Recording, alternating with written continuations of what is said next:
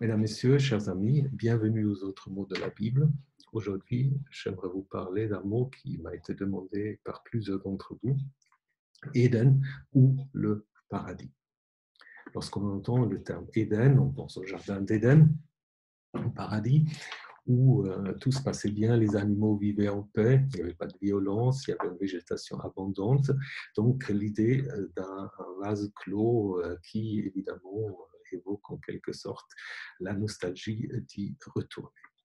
Le terme Éden veut d'abord dire simplement délice, bonheur, félicité. Et on constate dans la Bible un certain changement par rapport à la signification.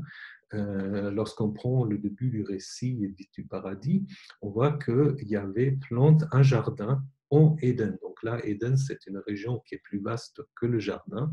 Mais petit à petit, Éden devient le nom même du jardin, puisque lorsque Dieu y installe l'homme comme jardinier, justement, il est dit que cet homme est en effet établi dans le jardin d'Éden.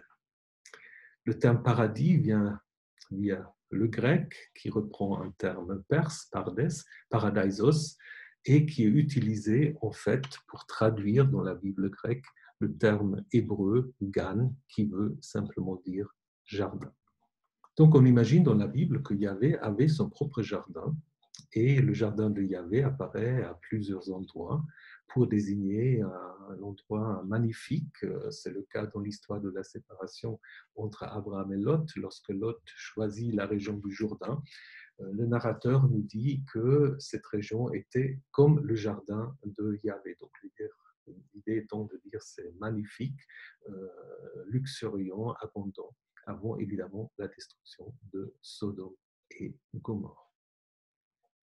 L'idée que Yahvé a son propre jardin est inspirée par un phénomène bien attesté, les jardins royaux. Les rois assyriens, babyloniens, perses avaient en fait des jardins qui leur étaient réservés, auxquels ne pouvaient entrer que les confidents du roi, ses maîtresses éventuellement, et qui étaient en effet considérés comme un espace protégé.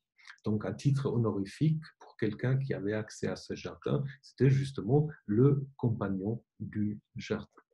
Donc, le récit biblique reprend cette image d'un jardin royal en l'adaptant, en effet, pour créer le jardin de Yahvé.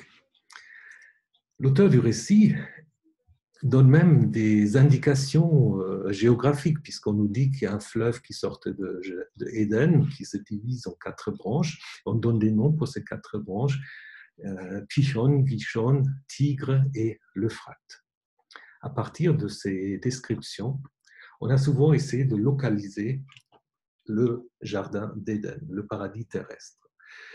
Évidemment, c'est quelque chose qui intéresse les gens jusqu'à aujourd'hui. C'était très important au XVIe, XVIIe siècle, ça commençait bien avant. Donc l'idée, c'est en effet de trouver l'endroit où c'était le paradis.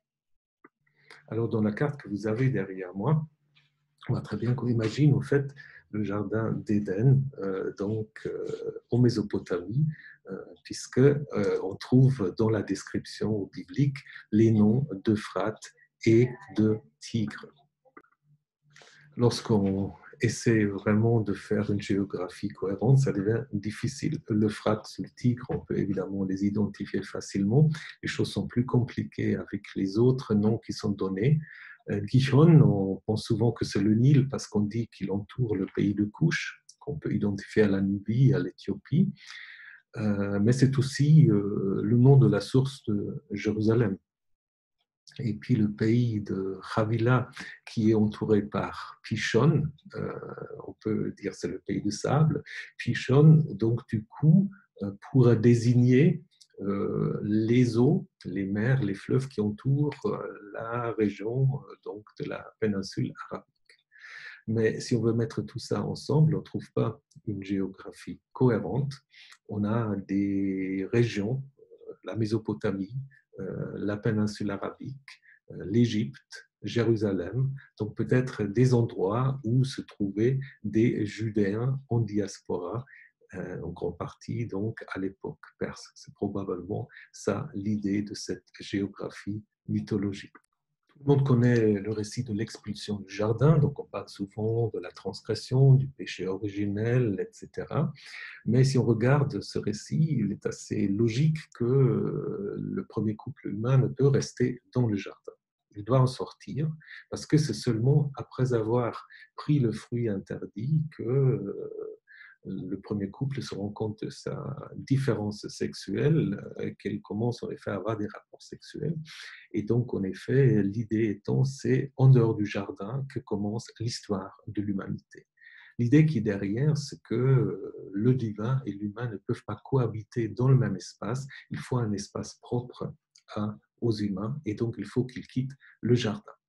L'expulsion du jardin, donc on la connaît bien à cause de ce récit-là, mais on sait moins bien qu'il y a un autre récit dans le livre d'Ézéchiel, qui parle également de l'expulsion d'un être primordial qui était dans un jardin qui a l'air ici d'être sur une montagne et qui est décrit comme une sorte d'être hybride, comme un kéroub, qui en effet s'est fait également expulser du jardin à cause du fait qu'il avait le cœur trop hautain, qu'il n'était pas suffisamment modeste. Ce qui est intéressant après, c'est quand on regarde dans le récit de la Genèse, ceux qui gardent le jardin pour qu'on n'y retourne plus, bah, c'est justement deux kéroubim, deux de ces êtres hybrides qui ressemblent un peu à des sphinx ou à des êtres néo-assyriens qu'on trouve aussi dans le Louvre.